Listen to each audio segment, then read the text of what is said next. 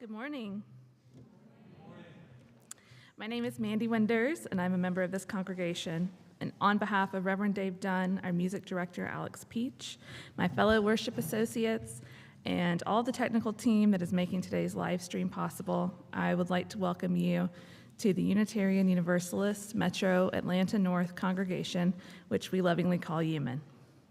We are a liberal faith community with a mission to nurture our spirit, strive for justice, and transform the world. No matter who you are, where you're from, or where you are on your spiritual journey, all are welcome here. If there's anyone visiting us for the first time today and you feel comfortable doing so, please stand up so we can all welcome you. Anyone? Hi. Good morning. Welcome. We're happy that you're here.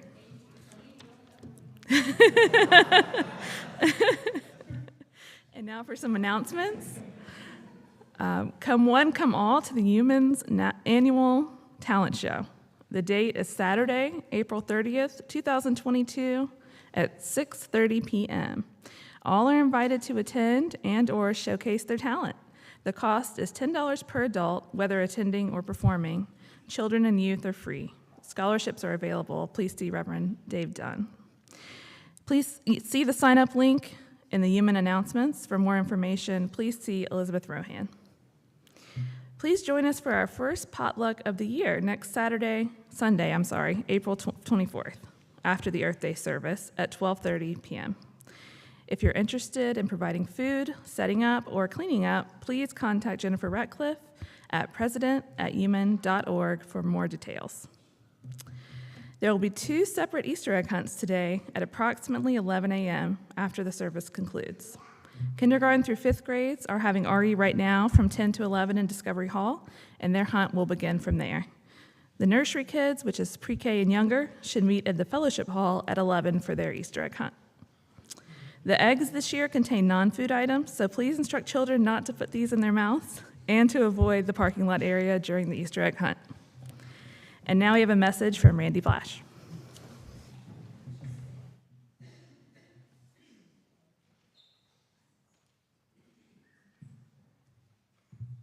Good morning. I know that I promised I would not come up here again and talk about stewardship, but the board made me do it. I came to give you an update on the pledge drive and actually give you some numbers. So far, we've collected almost 70 pledge forms from people for a total of just over $190,000. So thank you, thank you, thank you. I think we deserve a hand for that. And that is amazing. And so for all of you who have turned in your pledge forms, I cannot tell you how much I appreciate it. And for the about 25 or so folks who have not yet turned in their pledge forms, who pledged with us last year, I think there's something you need to know. You need to know that I have a particular set of skills. Skills that I have acquired over the last many months as your stewardship chair. I want you to know that if you turn in your pledge forms, there will be no more emails. There will be no phone calls. But if not, there will be emails, and there will be phone calls. And it's not just because we want your pledge, which we do. It's because you matter to UUMAN, and UUMAN matters to you. We want to be in relationship with each other, and we want you to know that we love you. And so I will be, after service, having pledge forms outside this door when you leave, and you can take one and fill it out and just hand it right back to me. Fold it in half and hand it back. And I really want to thank you all. And remember, if you turn in your pledge form, we will never speak of this again.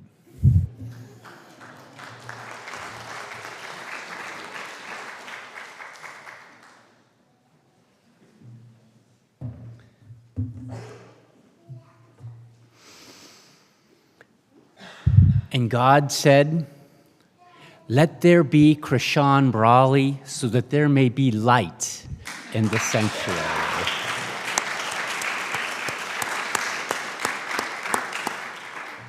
Yes, if you've noticed, every light is on here. And if you noticed earlier, months ago, only about half were on. But Krishan and I hear Ever, actually, little Ever, were up there changing the lights. So we are so grateful for them for that.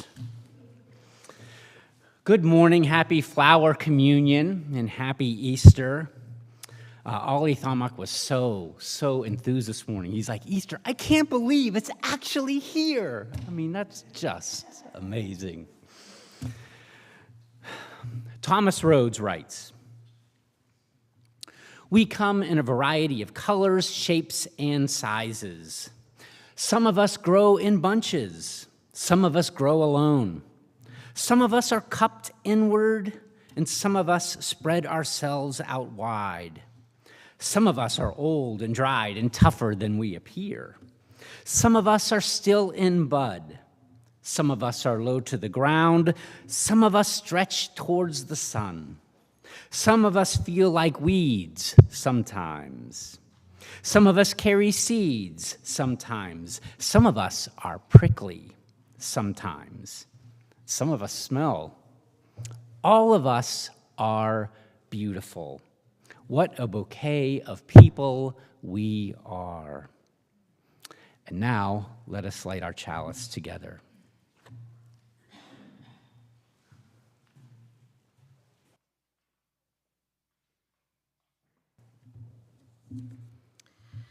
Within the heart of the flower, the fountain of beauty. Within the heart of the community, a fire that warms and dances. Within the heart of each of us, a spark of the spirit of life. Holy, holy, holy.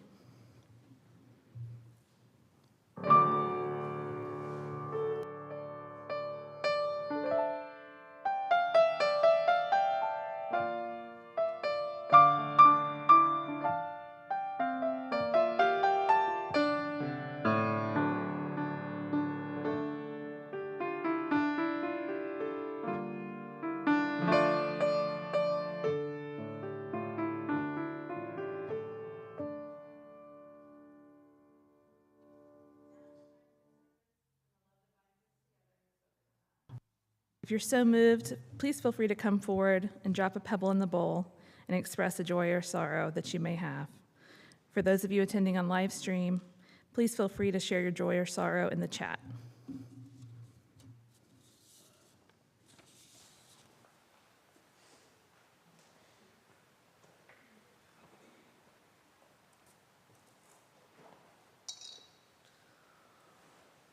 I have a joy. We fostered a cat, and she gave birth to 4 healthy kittens. So now we have a whole bunch of cats.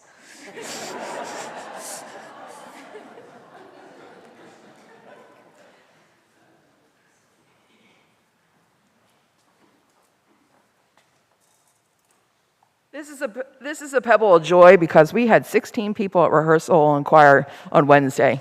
So that's awesome. I celebrate because over half of the people were new people. So welcome. And also we had 5 this morning at rehearsal. So if you want to, come join us, see me after choir, after service today, and join the choir. We're having lots of fun. Thank you.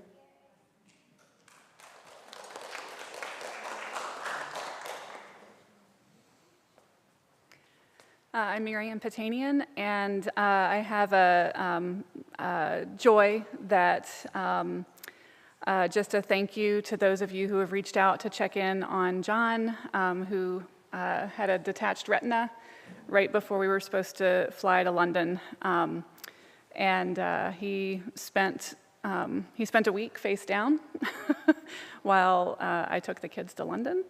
And he's doing well. It'll be a lengthy recovery, but yeah, thank you very much for your concern.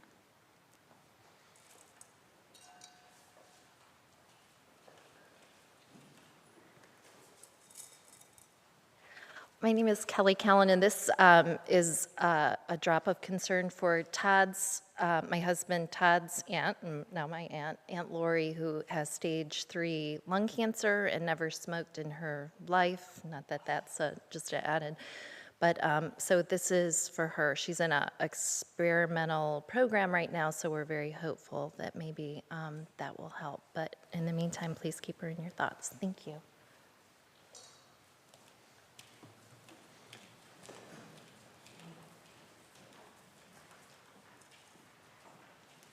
Hi, I'm Lizzie. I've been visiting here for a little over a month, and I wanted to first say thank you. You have all made me feel very welcome, and sometimes it's hard in communities to come in and feel immediately very welcome. So thank you all. I also wanted to say a public of concern for my family. My father has been going through some mental health issues lately, and we're just really hoping that he is able to find some peace and comfort, and find joy again. And then also a young person who is very dear to me recently came out, and that's a wonderful thing, and I'm so glad that they were comfortable telling me. But unfortunately, I'm the only person that they are comfortable telling because their family is not a safe or welcoming environment for them to be themselves. So just, keep family in general in your thoughts, if you would. Thank you.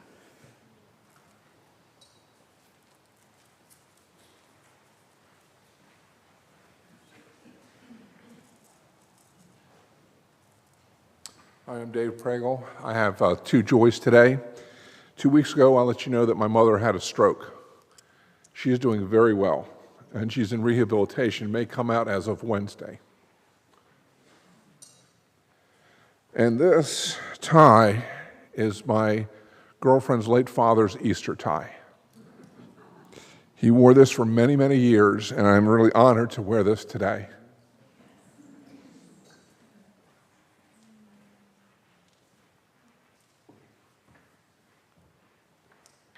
I'll drop one final pebble for all the joys and sorrows that are still too tender to escape the folds of our hearts.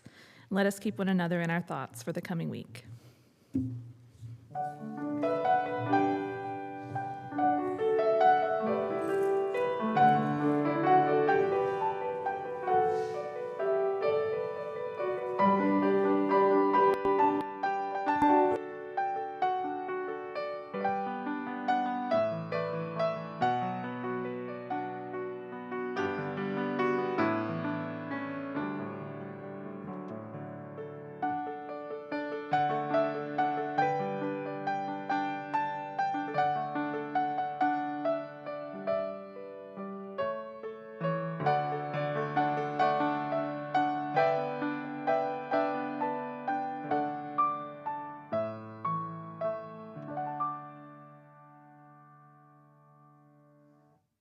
Easter eggs.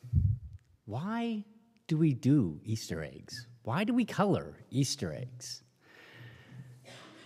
Today is Easter Sunday, and Christians celebrate the resurrection of Jesus, and his death and resurrection symbolize for Christians that we are redeemed and saved and will gain everlasting life. That's basic Christian theology. But Easter eggs, what's that about? Christians color Easter eggs on Easter. Now it's so prevalent, all kinds of people, Christian or not, seem to color Easter eggs at this time of year. So what's that about? They didn't invent coloring Easter eggs.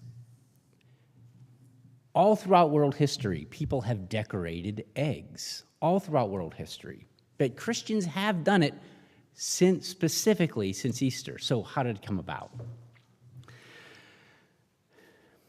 Mary Magdalene, in the Eastern Orthodox tradition, is revered as a disciple of Jesus. The Eastern Orthodox tradition, just brief history. The Eastern Orthodox are Christians. They separated from the Catholic Church about the year 1054, okay? Almost 1,000 years ago. So in the Eastern tradition, Mary Magdalene is revered as a disciple of Jesus, and she's very prevalent in paintings, in iconography, in the Eastern traditions. In the Western Catholic Church, Mary Magdalene hasn't always been viewed as in a positive light. I think her character is being rehabilitated over time, but really she was kind of viewed as a sinner when I grew up. Again, Eastern tradition, if you can see paintings in Eastern Orthodox churches of Mary Magdalene, and often she is holding a red egg. A red egg. Why? Well, the story goes that Mary Magdalene was actually a wealthy woman. Actually, many religious scholars believe that she actually was making Jesus' ministry possible financially. And as a woman of means, she either got invited to or invited herself to a banquet by the Roman Emperor Tiberius in Rome. So this is the story. She goes to Rome and to this banquet, and she meets the Roman Emperor Tiberius. And when she meets him, she pulls out a white egg and said, "Christ is risen." And the Emperor Tiberius apparently laughed and said, "Yes, Christ is no more likely to be risen than that egg of yours would turn red." And of course, immediately, that egg turned red. That egg turned red. And since that time, Christians have been decorating eggs. Usually they started with red. It symbolizes not only that event that Mary Magdalene presented the egg to Emperor Tiberius, but also it represents the blood sacrifice of Jesus. But as we all know, we have all kinds of colors of Easter eggs, and we've lit our sanctuary. I don't know how we did that, but we did do that tonight. So that is the story, at least one story. There are probably others. In fact, I'm sure there are others, stories of how and why Christians and all of us color Easter eggs.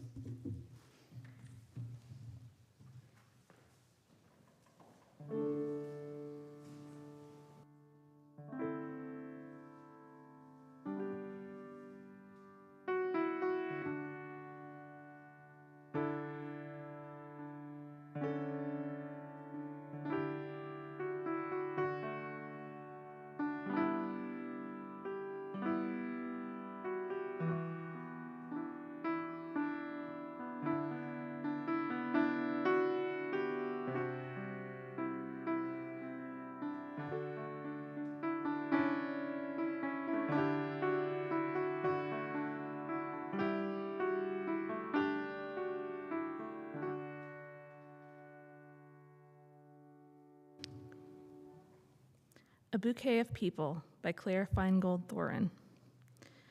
Let us give thanks for a bouquet of people. We give thanks for children.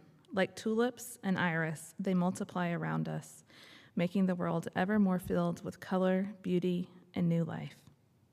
May we bless them as they replant themselves, ever further from us, knowing that they need their own space to grow. We give thanks for generous friends, as constant and bloom as echinacea, and whose gifts lift up our body and spirit. We give thanks for feisty friends, as indomitable as geraniums, and for continuous friends, who, like bittersweet and ivy, hold on and never let go, and can never be gotten rid of. For crotchety friends, as prickly as rose bushes, their beauty a secret that is only discovered through careful gardening. For surprising friends, who at first glance seem dour and then blossom into joy as quickly as forsythia. For funny friends, silly as snapdragons, and serious friends, complex as chrysanthemums. For comfortable friends, their gentle presence as soothing as the sweet smell of lilacs. For stormy weather friends, who stand by us in hard times, like lily of the valley that cannot be deterred by the shadow or the shade. For old friends, nodding like sunflowers in the evening time, and young friends coming on fast as flux. For friends as unpretentious as dogwood, as persistent as pachysandra, as steadfast as azalea, and who, like snowdrops, can be counted on to see you through the winter and remind you that spring always comes. For loving friends who wind around us like wisteria and embrace us despite our blights, wilts, and witherings. And finally, for forget-me-not friends, gone but never forgotten, their beauty lives on in our memories and hearts. For this bouquet of people who brighten our lives, each in their own way, we give thanks. Amen.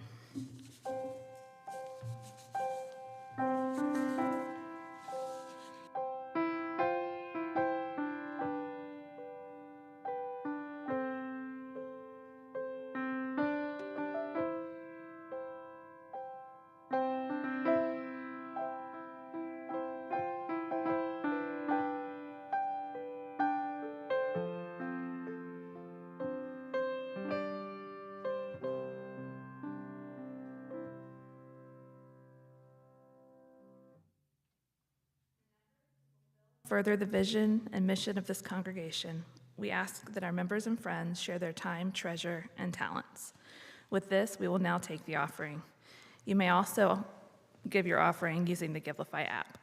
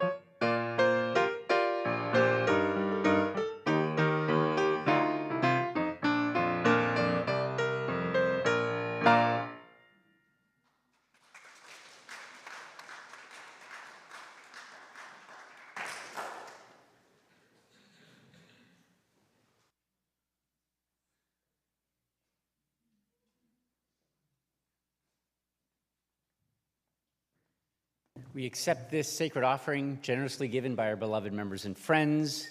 May we use it wisely and judiciously in service of our mission.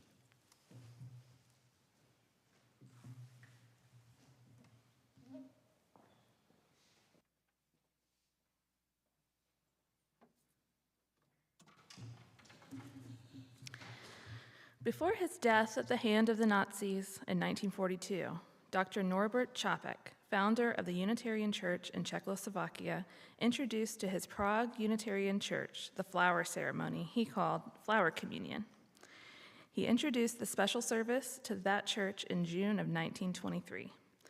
For some time, he had felt the need for a symbolic ritual that would bind people more closely together.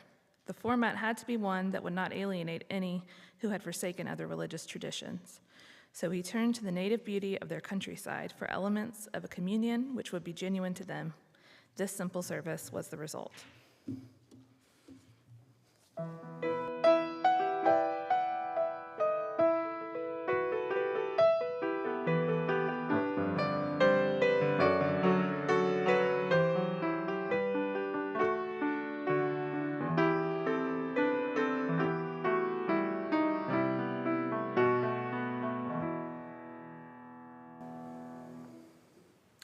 A Blessing of the Flowers by Reverend Norbert Capek.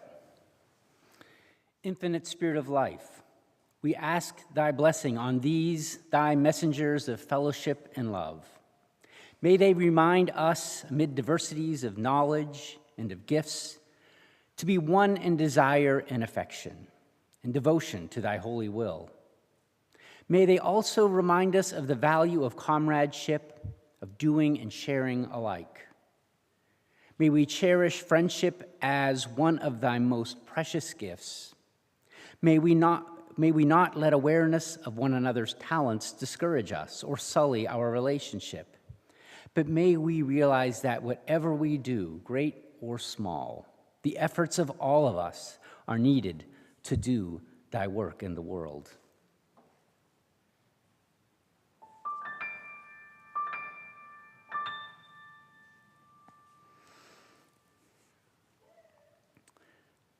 These flowers are gifts of grace. From an ordinary seed, they spring forth in unimaginable beauty. They've been brought here this morning as the greatest gift of all, a gift that demands nothing in return. May these flowers be blessed with the unconditional love that we have for one another, an unconditional love that demands nothing in return.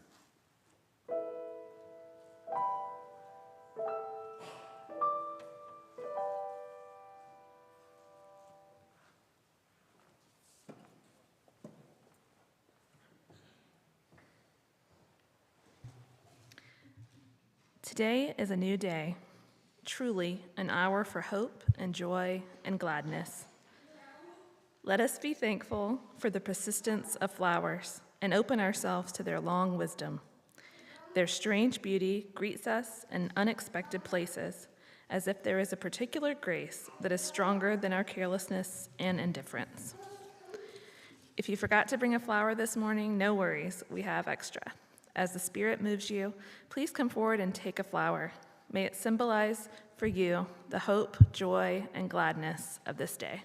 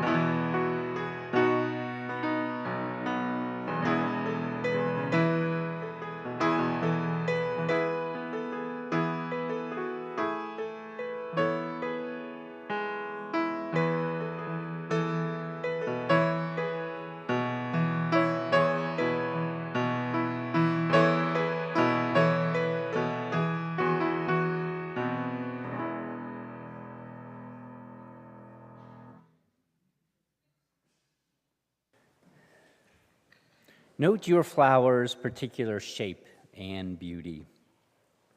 Please remember to handle it carefully. It is a gift that someone else has brought to you. It represents that person's unique humanity and therefore deserves your greatest care.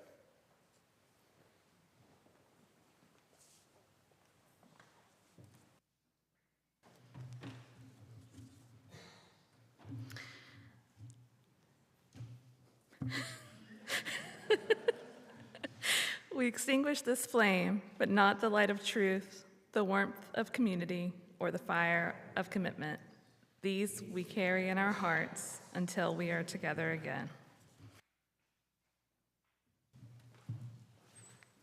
Go lift it up. May the unconditional love these flowers represent bless your way.